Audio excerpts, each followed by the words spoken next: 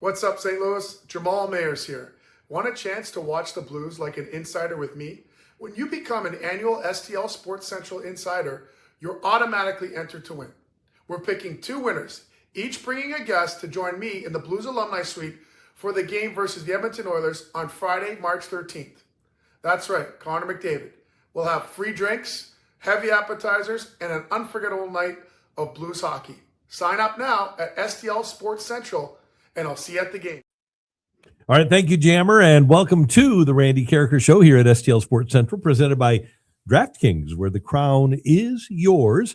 And in addition to being able to join Jamal Mayers at that hockey game, if you're an STL Sports insider, there's so many cool things that you can take advantage of. You can read Bernie Mikla's columns every day. He's the preeminent columnist in the history of St. Louis sports, and he's right here at STL Sports Central. You can read him every day. Bernie and I do a little podcast every week. You can watch that entire podcast when you are a sports insider at STL Sports Central. Plus, we'll have monthly giveaways for tickets. We've got great experiences and access to all kinds of free reading experiences at stlsportscentral.com. And you'll be supporting local independent sports media. Join us by becoming an STL Sports Central insider at stlsportscentral.com. All right, let's talk a little bit about the Cardinals, because we've talked a lot about their revenues over the course of the last calendar year or so, with the dramatic drop-off in ticket sales. And the average ticket holder that goes through the gates, Matthew, is spending about $50. And the Cardinals in 2022, heading into the 2023 season, drew 3.3 million fans. Last year, in the 2025 season, heading into 2026, so in 3 years, they drew 2.2 million. So they've lost 1.1 million fans at $50 per ticket. And that's a lot of revenue there. That's 50 million, 60 million right there. Mm-hmm. And now, with the new deal that the Cardinals have for television, their revenues this year for local TV are going to be 20 million, as opposed to $60 million with FanDuel and 75 million before that. So while the Cardinals were at 75, now they're at 20. So they lose 55 in TV revenue, and they lose roughly 60 in ticket revenue over the course of 3 years. That's a lot of money that you were able to pay 3 years ago that you can't pay players now. And I have to believe that Bill DeWitt Jr. was aware of what was forthcoming in terms of television, in terms of revenue, in terms of what will happen with the CBA here. And that's one of the reasons the Cardinals are where they are. And when we talk about them doing what they needed to do during the course of this offseason, they absolutely, if they want to remain a viable business, they had to do it. And I know, don't even bother typing, well, DeWitt can spend his own money. That's just not the way business works. Unless you're starting a business, you don't pour your own resources into that business. That business stands on its own, and it either makes money or loses money, but you don't go in, unless you're Steve Cohen, with the idea that, okay, I'm going to spend a bunch of money and I'm going to get all the players that I can, and I don't care what the bottom line is, what the profit margin is or loss margin is for this franchise. I'm just going to do it because I like doing it. That's not the way businessmen work. Business people work. And with the Cardinals, and let's just do the math here, again, they've lost 65 million in revenue from TV. They've lost roughly 60 million when you factor in the tickets. So that's $125 million of payroll money, because that's what they spent it on, that they had several years ago that they don't have anymore. Yeah, it's just it's a material difference, and I know there's all the people who are going to complain that the Cardinals don't spend enough money.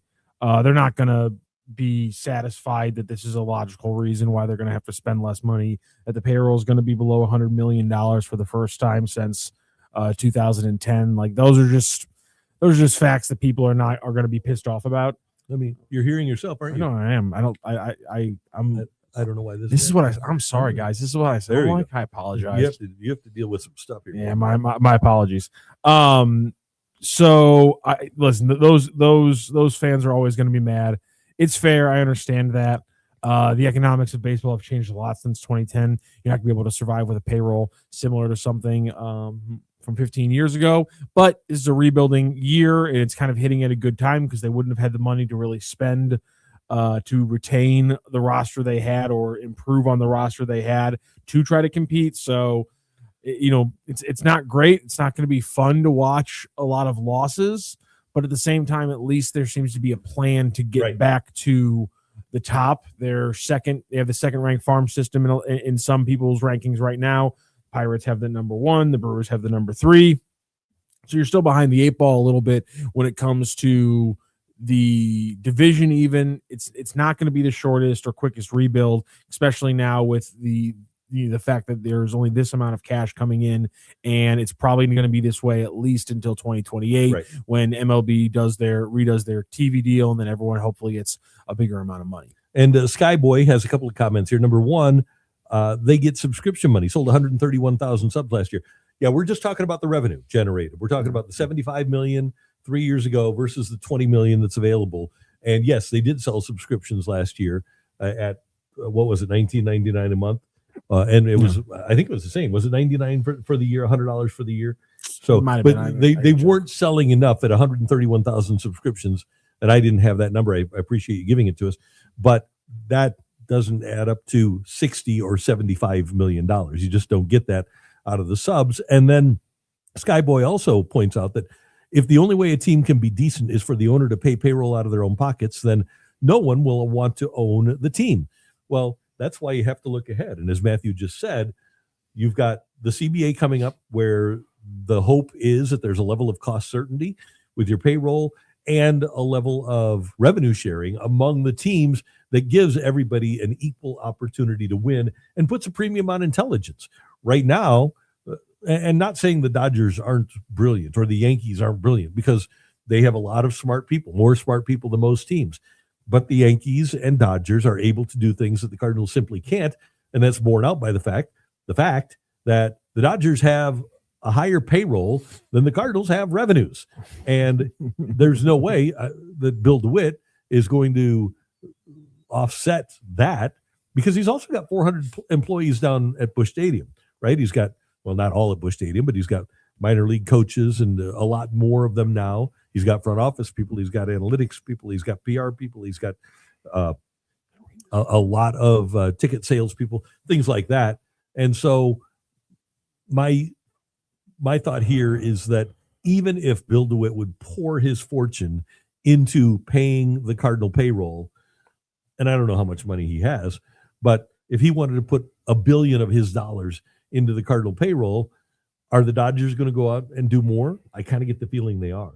And so you're kind of throwing good money after bad when hopefully it's maybe closer to 40.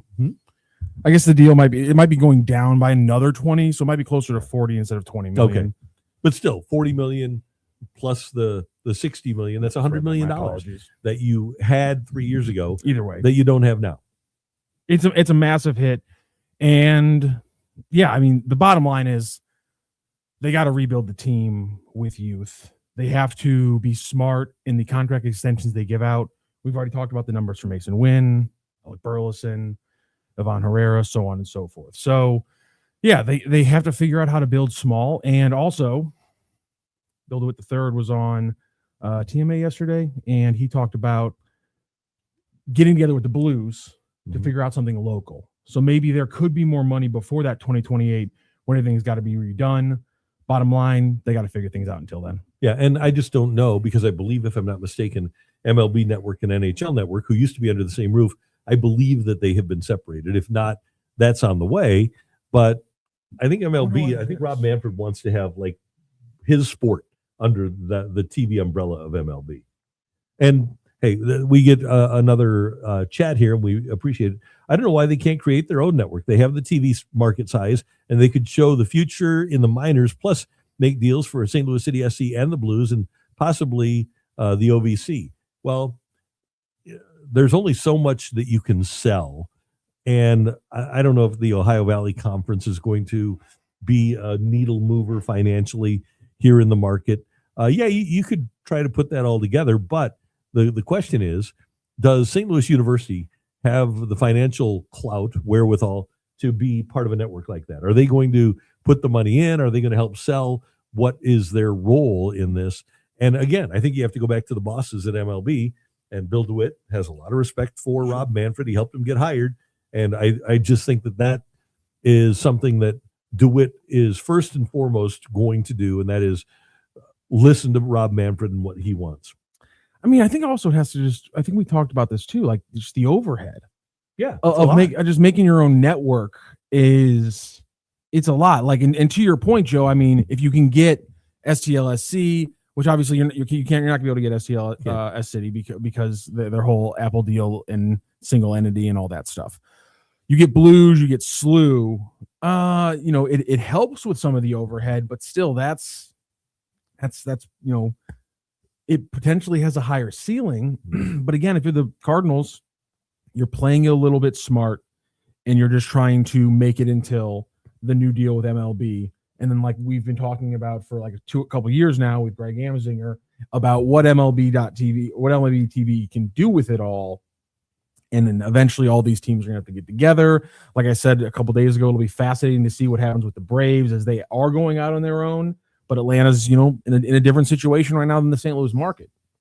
Yeah. So it'll be interesting to see what happens with the Braves going forward. Mm-hmm. Also, I wonder what the Hawks TV deal is right down there, because I don't know if they're an NBA team that's been with FanDuel or not. I'll have to check that out. But it'll be interesting. They to see. definitely were with Fox Sports, and I don't know if they've remained with FanDuel or not. And so that think about the buying power. They were on FanDuel. So think about the buying power. If eventually FanDuel folds after this year, if they bring the Hawks over to what they're creating down there in Atlanta, you have the NBA and the MLB together. I mean, that's in Atlanta compared to the Blues and the Cardinals here. That's a very different amount of buying power and market size that you're dealing with. So the viability is going to be very different. And again, it's going to be interesting because the Braves books are open, only MLB teams whose is. And so we're going to be able to see, how is that affecting things? How is that affecting their spending? By the way, Joe, one other point about what you write here, talking about showing the minors and make deals for other sports. The Cardinals announced the other day that dozens of Springfield Cardinals and Memphis Redbirds games are going to be shown on Matrix Midwest this season. So all you need to do is get yourself an antenna and watch free TV. It's channel 32 in St. Louis, and you'll be able to watch the Memphis clubs and the prospects there, and the Springfield club and the prospects there. And the cool thing is you don't even have to pay for it.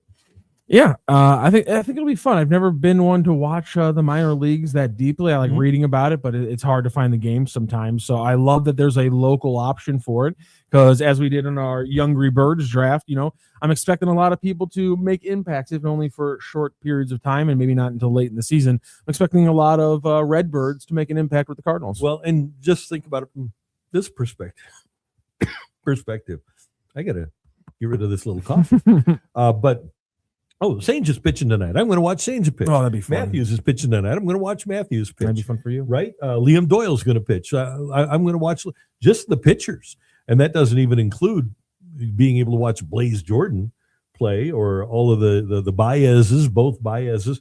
There's going to be a lot of minor leaguers for Cardinal fans to be interested in and watch this year. And, oh, by the way, most of these major league players that the Cardinals have didn't get enough time in the minors. And I think watching the Cardinals from that perspective, that, okay, we're watching a young team that's growing, I think that's going to be fun. I'm actually kind of looking forward to it. Do I expect them to win a bunch? No. But if you are somebody who's willing to go on the journey and you aren't a bandwagon jumper and you say, okay, I'm going to be all in on this, and then I'm going to get paid off at the end with a championship with a young group of guys, I think that'll be pretty cool. So that's what I'm looking for. Space Magic Storm. I think what I prefer is MLB Network and college baseball packaged, which is why they're trying the ESPN thing for 2027. Yeah, college baseball, and obviously ESPN has a ton of agreements with the NCAA, including college baseball. And I think the more college baseball we see, the better, because college baseball is becoming a feeder system now. There's so many more college baseball players that are getting drafted than there were even a decade ago. So, yeah, especially if you can watch the big schools, if you can watch the SEC and the ACC, I'm with you. I think it'll be fun to watch more college baseball. Yeah, why not? I think that'd be a lot of fun here. We got a lot of people jumping in. Joe P is asking, is Manfred wanting an NFL type deal for the new TV deal or NBA with a mix of national and regional? Well, that's what you're going to have. So it's going to be an NFL type deal. Yes, they are going to have their national games. So you're going to still be on, let's just assume ESPN stays with it. ESPN this year is showing 30-day games. TNT is going to stay with it. You lose Roku, which is kind of a shame. Mhm. But you've got NBC. NBC is going to be the home of Sunday night sports. After the Super Bowl, NBA, Sunday night basketball. And then after the NBA season is over, it's Sunday night baseball on NBC. So that's the direction they're going. So point being, Fox is still going to be a part of it. ESPN will be a part of it. TBS will be a part of it. And who did I just leave out there? Somebody. You'll have the four big networks, Fox, NBC, plus MLB Network, but ESPN and TBS. So you'll have those four. Then you will have your local games. I don't know if Apple is going to still have that exclusive, that ridiculous Friday night game, because I do think every game should be accessible to you. And that's my belief with, and tell me if you understand it the same way. If you buy the Cardinals streaming package, Cardinals.tv, Yes. you don't have to worry about anything. Aside from like national Fox games, Yes. you will get every game that's shown locally. Yes. But I believe you. Yes, you are correct. Okay. Why is Enrico behind the times? No, he's talking about how St. Louis is behind the times. So because I was talking about the Yeah. difference between the Atlanta and St. Louis markets, and why it'll be interesting to see the Braves, but why it's not a 1-on-1 comparison you're going to be able to make on what the Cardinals could put together with the Blues. But it'll be interesting if that's what happens, because again, apparently FanDuel can now satisfy their contracts with with their NBA and NHL teams for the rest of the season. Apparently, they claim. We'll see. Okay, and that was in response to Enrico Palazzo's chat that St. Louis is dying, right? Yes, correct. And your perception is not wrong, right? I think that I believe we're the only top 50 market where we are losing population. We have more people literally that are dying than are being born. But that being said, there are a lot of really smart people who are investing in downtown St. Louis. When you look at what's happening with the Millennium and the amount of money that's being placed into that project, billions of dollars. When you look at what our friends at Lodging Hospitality Management have done with the hotels, with Union Station, when you look at what the enterprise people, the Taylor family has done, building the soccer stadium and having the soccer team and the training facility down there. There are a lot of smart people that are investing in the future of St. Louis. I don't know why, because I'm not smart enough to know why, but there are people that, and by the way, in his last day on the job, when Mo had his press conference, he said that he has a bullish, he's bullish on the future of the city of St. Louis. I don't understand it. I don't get it, but I don't think you're going to spend billions of dollars like Cordish Company is doing unless you know something about what's going to happen to a community. So, I don't think you're wrong. And I agree. I look at what's happening with the actions of people and I wonder, okay, what is happening here? There must be something about the future of St. Louis that smart people are buying into. Yeah, I mean, there's a lot of young startup businesses and things like that are here. Young kids are moving here, in a surprisingly large number for a city that, to your point, is technically shrinking. So there's good things going on. The food scene continues to absolutely kick ass. Get out and go to restaurants in St. Louis. That's a fantastic scene. Yeah. And also there's an incredible basketball team with only one loss, and you can go see 4 more There you go. home games. And right now you're gonna have to pay a lot to go see them on Saturday, but there's a couple more home games. You can get a ticket there. And how about St. Louis University? It's one thing to win games on the road, and they've lost one game all year. That was a last-second shot at Stanford. That's the only game they've lost all year in a tough road environment.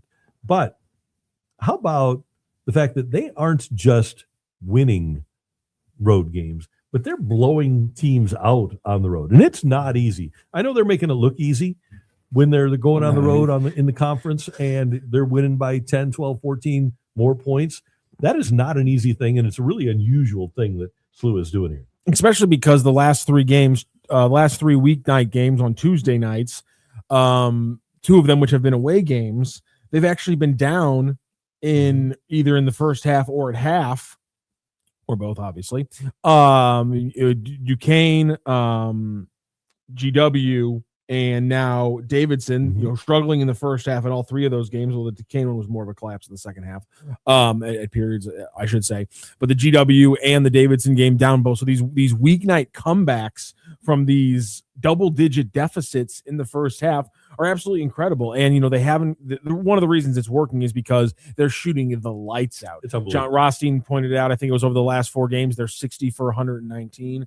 That's better than 50% from deep over that kind of stretch. So all 3 of those games are kind of in that stretch.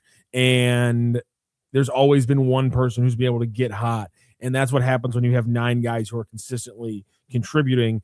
Somebody's gonna make something happen. I saw the stat from a couple people. Stu Durando had it as well. 6 players on this team have gone for 20 or more points, and then 2 more players. Quentin Jones has gone for 19. Kellen Thames has gone for 18. The stat that I had is 5 players have set or tied their career highs this season for the Billikens, and 8 have led the team in scoring. Right, 8 different players. I think yes have led the team in scoring. Only Otieno hasn't. Yeah, SLU is 5th in the nation in scoring at 91.3. To your point, in regards to the shooting, which has been phenomenal. They're 3rd in the nation in field goal shooting at 52.1. That's 52.1 for the whole season. That's not just one game. That's not just last night. There were games where if in past iterations of the Billikens, if they would have shot 45% for a game, we would have said, oh, they had a good shooting night. And they're shooting 52% from the field, and they're 4th in the country in three-point shooting at 40.7%. That is for the whole year. They're at 40.7%. Pretty amazing. Yeah, I mean, the shooting, especially on the road, was struggling at times this season. And really, it's the defense that has been the most consistent thing overall. Despite their hot shooting last night, they actually fell to number 2 in effective field goal percentage. They're still number 1 in effective field goal percentage defensively. Defense really is the strong part of this team. And if you watch the Davidson game, you'll see, because it's not forcing a lot of turnovers, though they did force a few more in the second half, and that helped that in the comeback. It's just they just clamp you down. And Paul Otieno only played 13 minutes. He's not going to be a huge scoring presence, but he was an absolute wall defensively. And then, of course, you have just the Brady Dunlap game, career high 22. He goes 6 of 6 from deep. And he'll talk some crap. He'll put his hands in your face after hitting a 3 on you. He's absolutely incredible. I love his story. Great night for Brady Dunlap. Great night for the Billikens. And Robbie, a little bit of a flu game, figured things out and really went to work in the second half. And I'm interested to see now, because they do it so consistently, what this team will do, not only in the postseason tournament, which they're far and away the best team in the league. You can always lose in a conference tournament, but I really think they can play with anybody in the country. When you look at other teams, there are teams that have better big men. There are better teams that have better guards. But as a group, I don't know that there's a better unit than what St. Louis University is doing. Just playing as a team, both ends of the floor. Are there many better teams in the whole country than SLU right now? Yeah, I mean, there's a good gaggle of Power 5 teams who are all better. They're I mean, if you can still consider Gonzaga a mid major, I don't or high major. I don't think they are. I think Gonzaga is pretty well established with what they are at this point. But yeah, I think the majority of the teams that are ranked above them still on like Ken Pom, and some of the teams ranked above them in the AP poll, are better than them. Arizona, Michigan, Duke, Iowa State. I mean, I'll give the top 8 at least 100%. Yeah, they're better than SLU, and SLU would have to play a very, almost close to 100% game to probably win them. But like, I think they could run with Purdue. I think they could run with Michigan State. I think they can run with Gonzaga. Kansas is different because if Darren Peterson plays the whole game, I don't know if anybody in college basketball can stop them. And is he going to play the whole game? But is he going to play the whole game? And then after that, I think they can mess with all the teams between them and in the top 8. Again, I'm not saying that they beat them the majority of times. I just think if SLU plays a perfect game, which means they're hitting close to 50% from deep, Robbie Avila has an efficient game from as a passer like he did last night, 6 assists and 1 turnover. It was 5 assists and 0 turnovers for the overwhelming majority of the second half. Or after they took over. Does Amari McCautry have a game with all the offensive ups and all the defensive ups? Because last night was a lot of offensive ups for Amari, but a lot of defensive lows. He was leaving the three-point shooters wide open. And so if all those things happen, they can beat, I think, every team between them just on the KenPom ratings. 20, they're at 24, 23 through, I'm going to say 9, but I think the top 8 are teams that, everything's going to have to go perfect for them to take down one of those top 8 teams. And that's my point. I agree with you that they aren't Iowa State as talented. But I think that if SLU is going to play in a game, a lot of times when you have those super talented teams with a bunch of AAU guys, they'll make a mistake to lose a game. And that's my point about SLU. I don't think that clearly they aren't making mistakes to lose games because they've only lost 1 game all year. And so they are playing their A game a lot of the time. Yeah, but the thing is that it's right now they've settled into a thing where it's 7 of the 9 guys all really play a solid game and 2 guys have a quiet day. If all 9 have if Paul Tino plays 13 minutes and all of it is him just stonewall defense and hard rolling on the rim, dunking and stuff like that. If that's how Otieno is playing, through everything, Quentin Jones is taking care of the ball, getting steals. Like if everything happens at 100%, they can mess around with everybody because we are seeing right now that every game there are 2 people who stay kind of quiet. So to take down in Arizona, all 9 guys are going to have 100% of games. That's just right. To your point. You're going to have to win with greater than the sum of your parts kind of thing. That's the team they are. Well, and that's exactly what they're doing. Damn right. And so I'm enjoying the season, and I want this success of the season to continue. But I'm intrigued to see what they can do once we get to the postseason too. Craig Lewis asks about that aforementioned postseason. Is there a world where SLU loses the Atlantic 10 tournament and still makes it in the NCAA tournament, putting 2 Atlantic teams in? Yes, because if they win out their schedule right now, and that would include, let's say everyone stays where it's at right now. So last night's Davidson win stays a Q2 win. The potential win against George Mason at the end of the season stays a Q1, and there's a couple more Q2s sprinkled in there as well. Yes. Do they lose in the first round of the A10 tournament? Maybe things get a little precarious because that's to Duquesne or maybe GW. They're not the first round, their first game. Obviously they'd have the double bye. But if they run the table in the regular season, they're going to come be like a 10 or a 12 seed at that point, I think maybe, but they'll still make it, I think. Yeah, they're 21-1. They still have Dayton. At Dayton, they still have VCU here, which are 2 good games to play, and obviously would be good games. So we're to talking win. like 32-2. Yeah, what it would be if they lost the first time out, 32, 33-2. Yeah, they're going to lose another game during the regular season, aren't they? There'll be one there, but if they have 3 or 4 losses at the end of the season, that's not. They're right now 16 in the net rankings. That's not going to drop them, I don't think, out of the top 56. No, but they do odd things in that selection. Doesn't room. Josh Schertz know it? Yeah, exactly my point. It depends who obviously the losses to. If the losses to George Mason at the end of the season, not a big deal. Q1 loss. If the loss is like a home loss to Loyola Chicago, yeah. Sorry, guys. Then maybe things get a little bit odd. But I'm in the theory that in the world where they run the table in the regular season, they're safe no matter what. But at that point, that's why I hate the net. At that point, we get into a very particular who is the other loss to is kind of the thing. DSG Park, who I think this is Cole Bassett's left foot based on the way he's been formulating his messages. It might have just changed on YouTube. It happens. I want to see a Billikens versus Illini second round NCAA tournament game in St. Louis. Don't we all? I don't want to see that. It would suck for the Billikens because the Illini are an absolute buzzsaw, maybe the best starting five in college basketball. Absolute buzzsaw. Hottest team going. Billikens, again, would have to have that perfect game with all 9 guys really chipping in. Robbie would have to show everybody that he is a National Player of the Year candidate and A10 Player of the Year unanimous, and he has that. He has that. But do they put that up against the size and the ruggedness of that Euro line of the Illini?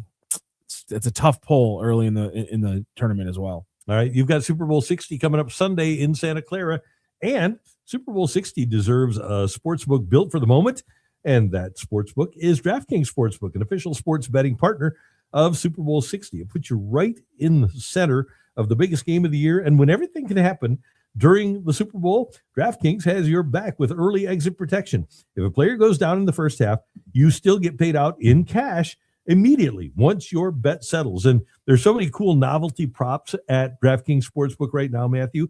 For example, how about this one? First touchdown score, the over-under for that player having a number lower than 10.5 is plus 120. So if Kenneth Walker, number 8, or Drake May, number 10, would score, you can get in on that at plus 120. How about this fun one?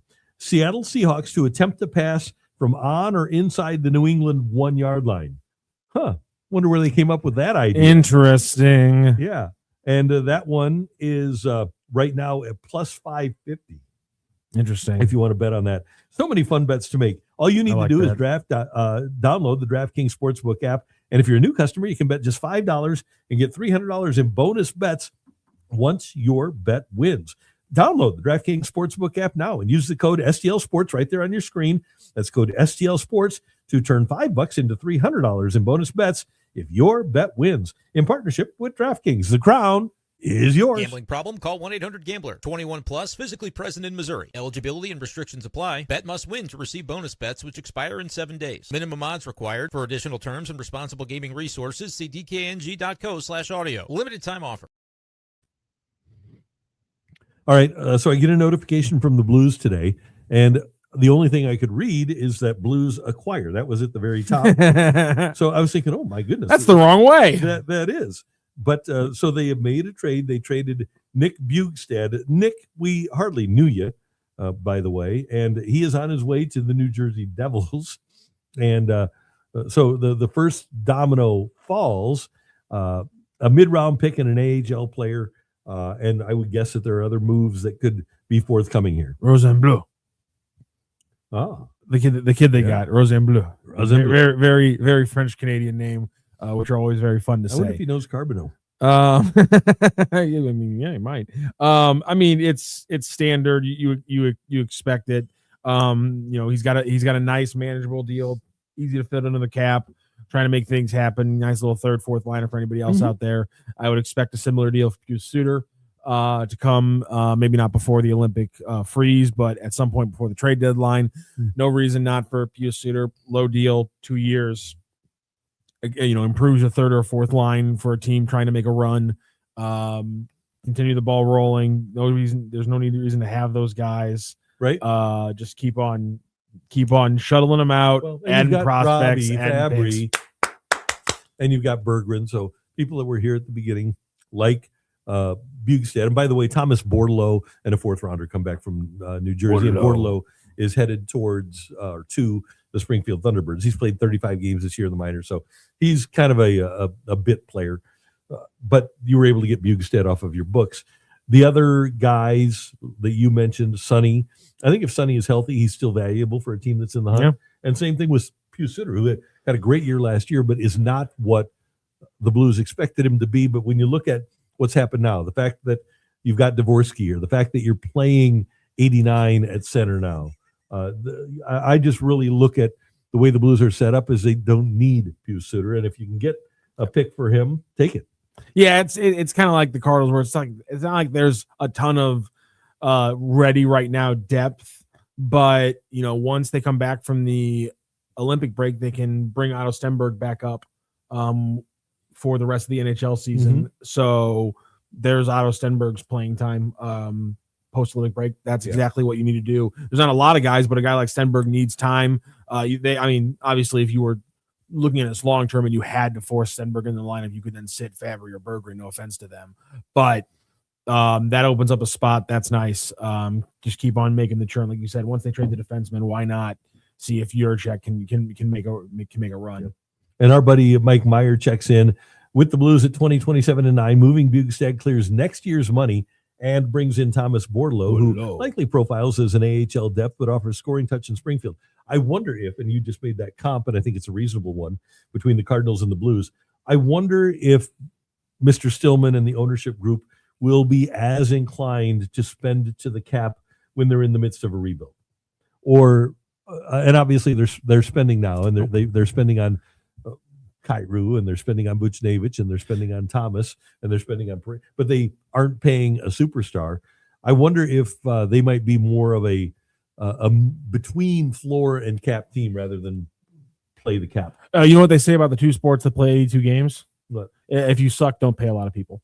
It's just if you, both teams have floors that are actually enforced in a way that the NFL never has to deal with an owner actually like being pushed by any kind of salary floor. The NBA and the NHL have to deal with owners who are like, do I have to pay these guys? I don't want to do that.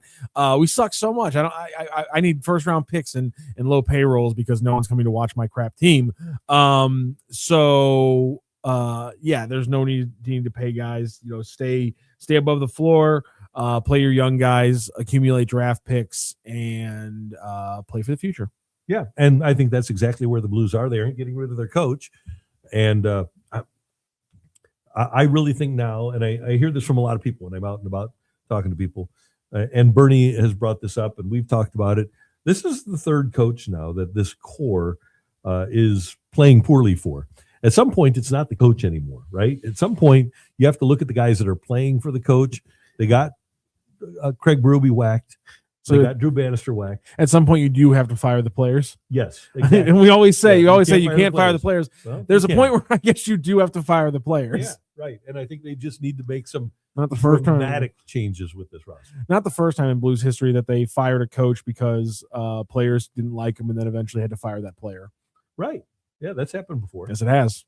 And sometimes the players do react well, but these players don't have enough of a resume. It's one thing if you fire Mike Yeo to hire Craig Berube, and you've got Tarasenko, and you've got O'Reilly, and you've got Petro, and you've got Steiner, and you've got Schenner. That group of players, Colton Parayko, Gunnarsson, that group of players had a resume. Aside from Robert Thomas, who's won a Stanley Cup and obviously set up one of the big goals in Blues history, but aside from Robert Thomas, and I don't even consider him a leader really, what Blues player has that winning resume where you say, okay, that's a guy that I can count on to be a really good player on a really good team? I think with that group that we just referenced from 2019, those guys existed. And you could say, okay, I can see that. If I squint really hard, I can see that group winning. Obviously, I didn't, but they wound up winning anyway. But Doug Armstrong isn't saying these players are good enough. He's not saying that this roster was put together to win. And I think we're at the other end of the spectrum now where I think these players have shown us who they are. We should believe them. Yeah, and get what you can for those players to a point. Don't sell too low because that's a pointless move. Like I said, you don't need to completely bottom out the payroll or anything like that. You got to keep putting people butts in seats. And as we talked about with the Cardinals, having some veterans playing a still respectable level of the game and continuing a culture where you are able to win are important factors even in a rebuilding motion. But you are rebuilding. We will make jokes about the tank the rest of the season. I know there's some Blues fans who hate that. Oh well. What else am I supposed to do? But hey, we got the Olympics coming up, so hey, yeah, that's fun. Yeah, and here's another thing, and I want you guys to weigh into this, and we will take some of your comments on this. And Matthew, I want you to weigh in on this too, because if you look at this group of players as individuals, not the way they're playing this year, but just think about your team and tell me about your comfort level, okay? Mm-hmm. Jordan Kyrou scored 30 goals in a season 3 times. He led your team in plus minus last year. Are you really comfortable trading Jordan Kyrou? Are you convinced that he can't play? I'm not comfortable. It's what I just said. I'm not comfortable trading him. Jordan Kyrou specifically, I will not trade him for less than 90 cents on the dollar. Robert Thomas. Are you comfortable with trading Robert Thomas? Do I get my top 15 assets? Because that's what they're asking for, apparently, is 3 top 15 level picks. And if I get that, I honestly still don't even know if I'd pull the trigger. I think if I'm the Blues, I'm setting that just so I can say no, and he will even say call it. I'm not comfortable with it. I'm not comfortable with it either. I know what Robert Thomas is, and I know what he is, and he is an all-star, a guy who I know some people say he's not a first-line center. How many NHL teams have second-line centers who have 90-point seasons? Yeah, right.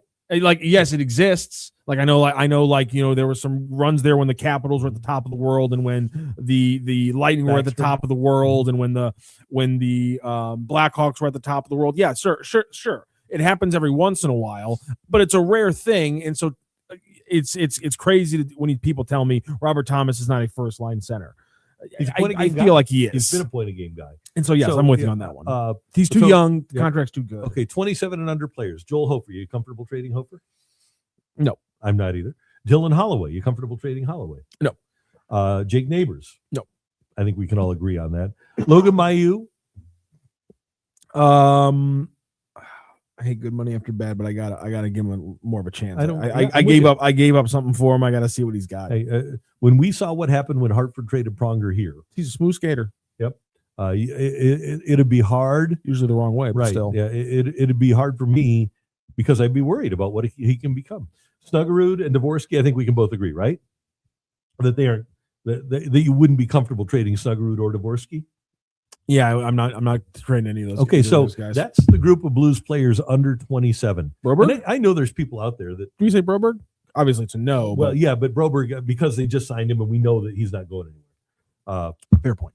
So that's why I didn't put him on that list, because he and Neighbors are looked at as the future owners in terms of that locker room of this team. So I just, from an individual standpoint, player to player, would I like to turn this team over? Yeah, I'd like to have different guys, because I don't like the heart, the compete level of the group. But I'm also very reticent to trade these individuals, because I'm worried about what they'll become, and I wonder if what you get in return for them can be better than what they are. Well, we got to make a decision then, Randy. Well, I think the decision started today with a guy like Bukestad. So yeah, those ones are easy calls. Yeah. Falk, Sonny, easy. Husitter is a good call. Shen, if somebody's willing, and I know that. So you don't have a captain for the rest of the season. Binner, I think you've got some guys out there. Maybe Cam Fowler, but you need to find bodies to play if you don't have those guys. But if there is value in trading the veteran guys, then what you need to do is, here's what I'm thinking. If you're going to move your veteran guys, you need to have Neighbors and Broberg, as Army mentioned when he signed Broberg. You need to have those guys take ownership of this team. And those need to be your compete level guys. Those need to be your hold guys, accountable guys. Those need to be the guys that play hard every night. Blues used to have a slogan back in the early 80s. We're up for every game. They were prolific. And so I think that's what they need. They need guys that are going to be up for every game. So it sounds like they need to pull the trigger on something more than just these 1-year contracts. Excuse me. Sorry about that. My apologies. I think I've given him a sneeze. How dare you, sir? I'm trying to go on vacation tomorrow. How dare you? I will be very angry. It seems like we're reaching the dead end, and we don't want to have the conversation we need to have, which is that you're correct. It makes sense on paper to keep all these assets, but on the ice, they're missing a key ingredient to actually being winning players. And so it does kind of sound like, I'm not saying that name names, it does kind of sound like you're saying that there does need to be something on the chopping block, maybe a little bit more substantial than guys who got here in July. Yeah, right. And maybe Kyrou is that guy, because clearly when Doug Armstrong made the point a couple of years ago. He said, we have guys on this team that are more interested in an 18-second YouTube clip than playing an 18 minutes a game. I think we can all agree about who he was talking about when he made that point. There. And Kyrou does seem to be that guy. But Kyrou seemed to pick it up. And by the way, he's playing better of late. But last year, he picked it up. And you can blame Kyrou last year for his playoff. But he was rocked. I don't think that he was healthy during the playoffs. The Blues just signed Toropchenko to a contract extension. Berggren doesn't have much value. Snuggie and Dvorsky aren't going anywhere. And then you look at the D. I think Falk goes. Karraker is going to be here. And Broberg is going to be here. So I think it's a real tough road for Army and for Alexander Steen to figure out which guy to move that doesn't burn you in the future. Mike Meyer, prospects are suspects until proven otherwise. I love that line.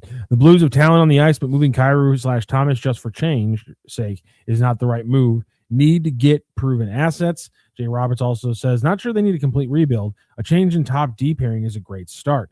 I've also the one metrics nerd thing I keep coming across is that Karraker and Cam Fowler is actually a good pairing, and I want to see more of it. Me too. I don't like that they broke that pairing up. Do you? Listen, there's not a lot. It's a small sample size, and Mike can either disagree or agree with what I've been seeing on some of these analytical sites about that pairing. But it's legitimately one of the only ones that's been up like above average in a couple different marks for the Blues, and just I think they stopped experimenting and tried to just plug holes, and at this point, they probably need to start getting to maybe a little bit more experimenting again. Because that's my thing is I think I understand why people are really critical of Colton Karraker. He just scored his first goal and it's February. But at the same time, I really think that bailing on Colton Karraker would be a bad long-term move. I think he's a guy that you stick with because I think you can, despite the fact that he's had some injuries. He leads the league in block shots. And you can see exactly how he essentially just becomes Jay Bouwmeester. Yeah. And because he's got the super long stick, whereas his skating area kind of shrinks because he loses a little bit of a step every once in a while. As his skating area shrinks, you pair him with a younger guy who can cover more of the area, exactly like how Karraker covered more of the area and Bouwmeester just kind of set up camp and took care of all the nitty gritty stuff around the crease, behind the net, and those kind of things. And I know Karraker hasn't been great behind the net. Needs to stop putting pucks into the stands in crucial moments. But nonetheless, I really think, and if you can keep him at like a $6-7 million price, I know that's not that's exactly what he's at right now. But if he can buy into that because his stats haven't been great, there's no reason why he can't be a fine player, especially into like age 32, 33, 40, 34. Mainly because one thing, I know he's picked up a couple injuries, but he is probably he's probably in the best shape of any Blues player. Yeah. And he keeps himself, the way he eats, the way he works out, is probably the most diligent of the Blues players. And so that's a guy who has, in my opinion, a long career, and there's no reason not to just keep him as a second pairing right defenseman for the next 3 or 4 years if you can get him for the right price. Because right now, that 6.25 is absolutely perfect. Even with his production this year, there's nothing wrong with the $6 million for a guy who is just as a stay-at-home defenseman, a top 4 pairing easily. By the way, block shots, Karraker and Noah Dobson of Montreal tied with 138. Jake McCabe of Toronto has 133. Mackenzie Weegar of Calgary, who went to Calgary in the Matthew Tkachuk trade, has 127. And then Moritz Seider of Detroit has 127. That's a pretty good young player for them. So you got to be, from that perspective, kind of happy with what you have with Colton Karraker. I really agree with this one from Meyer here. Fowler needs to have the Mayu babysitter responsibility taken away from him. Give me Broberg, Karraker, Fowler, Falk in my top 4. Let Mayu and Tucker figure it out. Well, that's what they should do. Yeah, that'll help the tank too. Yeah, and the Blues play Dallas tonight. Are we doing? Did we get to do Tankometer yesterday? Yeah, we did. Okay, we just only were able to do it on the one game because we missed the Blue Jackets one. Okay, we did it yesterday. It was a very good another one then tomorrow because the Blues are at Dallas tonight, right? Yeah, I can put one together for you guys tomorrow. Okay, good. Hey, I want to touch on one other thing here. Let me just make sure that we've done what we came here to do, and that's inform and entertain you. The Katie Wu thing about Chaim Bloom targeting an outfield bat. Yeah. Because when we brought this up, I think was that late last week when we brought up this report after Chaim spoke to the media. We got a lot of pushback about us kind of agreeing with what the Pobo said. We weren't really agreeing with him. We were just talking about the fact and therefore then projecting what might happen, because when a Pobo says, hey, we're looking for this position, usually you can give them a little of the benefit of the doubt. They're not completely lying to you. They might be, but I give them a little bit of credit that there's no other reason to say that other than just give us something to talk about. So people didn't like that we talked about that. It was reinforced again by Chaim Bloom, and then Katie Wu talked about it in her little wrap-up on The Athletic today, that indeed they are looking for a potential outfielder. And really look at this. Look at how they laid it out. This might sound a little familiar had you listened to the show last weekend out there. Victor Scott II is expected to be the club's starting center fielder, but Nathan Church will see reps as well. It's also a prove-it year for Jordan Walker, who turns 24 in May. Lars Newbar might not be ready for opening day as he recovers from double heel surgery, but he is not expected to miss more than a few weeks if that is the case. Having an experienced veteran patrol the outfield, especially if Newbar starts the year on the IL, would give St. Louis some insurance as its younger talent navigates through the early season. Huh. That kind of sounds like what we were talking about. It's just it was so obvious why, because there's no other depth there, and Baez isn't ready, and you don't want to expose him if he's not ready. It just makes a lot of sense, and so far Chaim hasn't completely lied to us yet. Apparently, he is still looking for that outfielder. Yeah, and as well, he should be. I think there are a couple of names out there. Hayes signed. I saw womp, that. But, womp. That's kind of a bummer. Yeah, Grichuk and Andujar are kind of the two names that everyone's still talking about. Yankees interested in Grichuk, apparently. Okay. I don't know if Andujar is a fit for the Cardinals. I don't think he is. It's because of the defense he gives you, and the fact that the infield versatility isn't a real thing. Yeah, and he's an older player. So I think if you look around, let me just check and make sure that this name is still there. Yes, sir. While you do that, I will say the other point they made, which we mentioned, and this is why I think this is why it's so obvious to make this move, because if somebody gets hurt or if Jordan Walker doesn't work out, there's the prove it year thing that Randy's been bringing up about Jordan Walker, and you get a guy who all of a sudden, because of injuries or what have you, has 2 or 3 months of play before the trade deadline, you can make the move. The other thing Katie Wu mentioned was, if and when the Cardinals make this move, expect it to be a 2-year deal, structured like Dustin May or Ryan Stanek, where it's like a $6 or $8 million first year, but then there's a second year option for $12 or $14 million, because the goal is, if he plays, has 2 big months, a team can then trade him, and instead of having to re-sign him on the open market, they get a nice little deal in there. So if he pops for everybody, instead of him trying to get a 1-year deal at $18 million, oh no, hey, we got the second year option for $14 million. Bing, bang, boom, it works for everybody. It makes sense. Bloom's given out 2 of those deals already, and it makes perfect sense why you would give that deal to an outfielder in case Nootbaar gets hurt, because when has that ever not happened? Jordan Walker doesn't hit, also refer to my previous sarcastic statement, and other potential things, because you just lost your other left field option, by the way, because you just traded him away. Right. The 2 guys that I've heard the names of are IKF, who can play multiple positions. Right-handed hitter, was in the World Series last year. He's going to be 31, and he might still be looking for a team that has a better chance to win than what the Cardinals have. And then the other one is Austin Slater, who's been around the block. He's 33 years old, was with the Yankees last year, also has a history of winning, good defensive player, right-handed hitter, has not historically been a great right-handed hitter, but has had his moments. But he's another guy that might fit into what the Cardinals are looking at. So those are just 2 names to remember: Isaiah Kiner-Falefa and Austin Slater.